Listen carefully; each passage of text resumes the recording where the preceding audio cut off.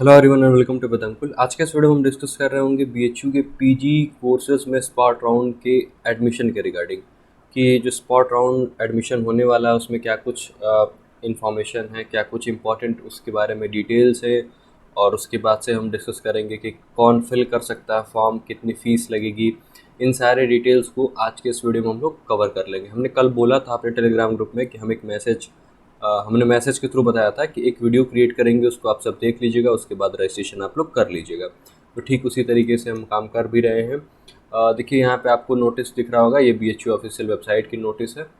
BHU PG spot on admission, the registration for the spot on admissions for PG programmes will be live on the BHU website on August 12, 2025 and will remain open till 17th of अगस्त 2025 रात के 11:59 तक ये form available रहेगा।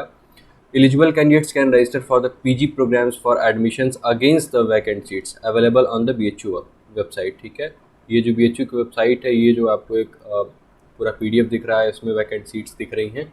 इसको भी हम अभी डिस्कस कर लेंगे कितनी वैकेंट सीट्स है। इसको हमने ऑलरेडी टेलीग्राम ग्रुप में शेयर किया हुआ है।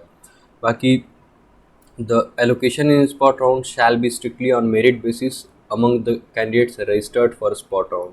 अब जो लोग स्पॉट राउंड के लिए रजिस्ट्रेशन करेंगे उन्हीं के बीच में मेरिट बनेगी, उसी के बेसिस पे आपको सीट एलोकेशन होने वाला है। ठीक है, इस बात को ध्यान रखिएगा। आप नॉर्मल राउंड में पार्टिसिपेट किए हैं तो ये मत समझिएगा कि आपको स्पॉट राउंड के लिए कंसिडर कर लिया जाएगा, ऐसा नहीं होगा। आपको स्पॉट राउंड में रजिस्ट्रेशन करना पड़ेगा। ठीक है, अब देखते हैं candidates who have not registered for BHU. कौन कौन एलिजिबल, ये ध्यान से समझ लीजिएगा। Candidates who have not registered for BHU PG counselling so for. ठीक है, अगर आपने बीएचयू काउंसलिंग में पार्टिसिपेट ही नहीं किया है पीजी काउंसलिंग में, तो आप एलिजिबल हैं। ऐसे कैंडिडेट्स को क्या करना होगा, नॉन रिफंडेबल फीस देनी होगी, 500 रुपीज़ आपको पेमेंट करना होगा।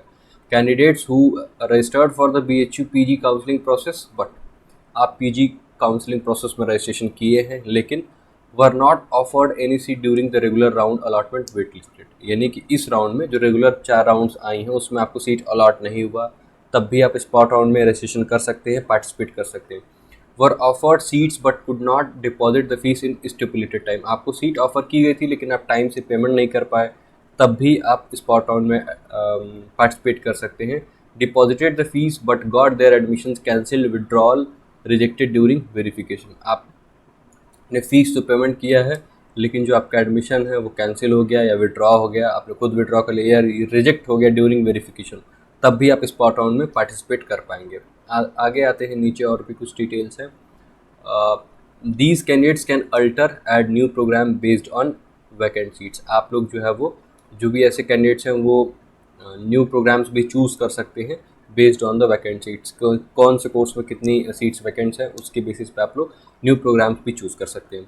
इन the GDPI practical performance based test courses only the wait listed candidates will be allowed to register for spot round. अब ध्यान से समझ लीजिएगा, who have already appeared for GDPI practical performance based test, जैसे MSW हो गया। ठीक है, MSW हो गया, फिर उसके बाद BPED MPED हो गया। तो इन सारे कोर्सेज में जो होगा उन्हीं लोगों को मौका दिया जाएगा जो ऑलरेडी GDPI या प्रैक्टिकल या परफॉर्मेंस बेस्ड टेस्ट में पार्टिसिपेट कर लिए हैं।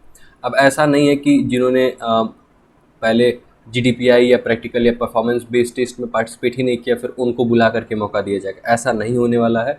उन्हीं लोगों में से जो वेट लिस्टेड कैंडिडेट्स हैं उनको स्पॉट राउंड में रजिस्ट्रेशन के लिए मौका दिया जाएगा, इस बात को ध्यान रखिएगा। तो GDPI बेस्ड कोर्स में या फिर प्रैक्टिकल या फिर परफॉर्मेंस बेस्ड कोर्स में अगर आप इन चीज़ों में पार्टिसिपेट नहीं किए हैं, GDPI प्रैक्टिकल या परफॉर्मेंस बेस्ड टेस्ट में, तो आप स्पॉट राउंड में एलिजिबल नहीं है, इस बात को ध्यान रखिएगा। मान लीजिए आपके मार्क्स बहुत अच्छे हैं, CO की P11 में आप चाहते हो कि MSW में एडमिशन मिल जाए लेकिन आपने GDPI में पार्टिसिपेट नहीं किया है तो आपको एडमिशन नहीं मिल पाएगा। MPMIR में आप चाहते हैं एडमिशन आपको मिल जाए लेकिन आप GDPI में पार्टिसिपेट नहीं किए तो आपको एडमिशन नहीं मिल पाएगा। ठीक है, इस बात को ध्यान रखिएगा। Before applying for the spot round candidates are advise to check the availability of seats and eligibility in the respective programmes.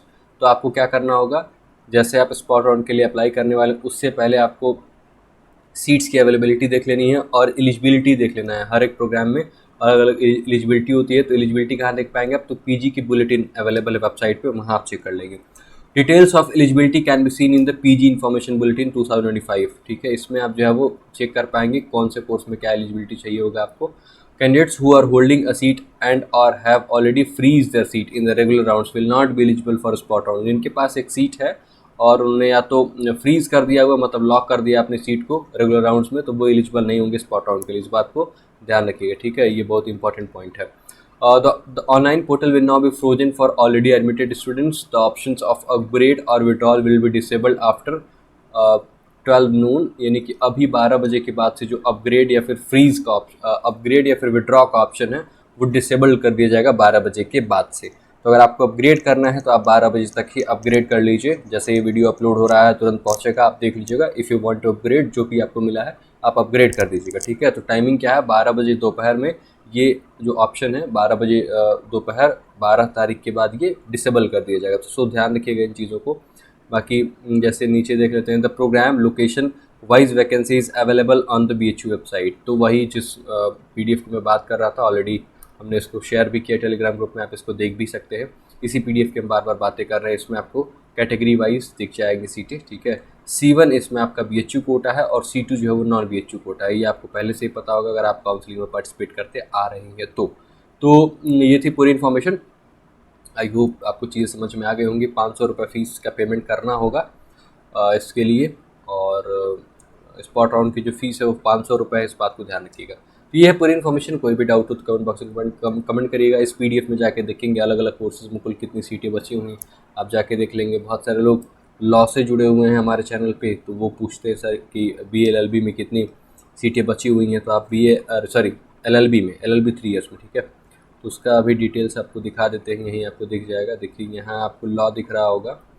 कुल 6 सीटें, 12 सीटें, 2 सीट, 7 सीट, 9 सीट, कुल 26 सीट जो है वो बची हुई है अलग अलग कैटेगरी में, ठीक है।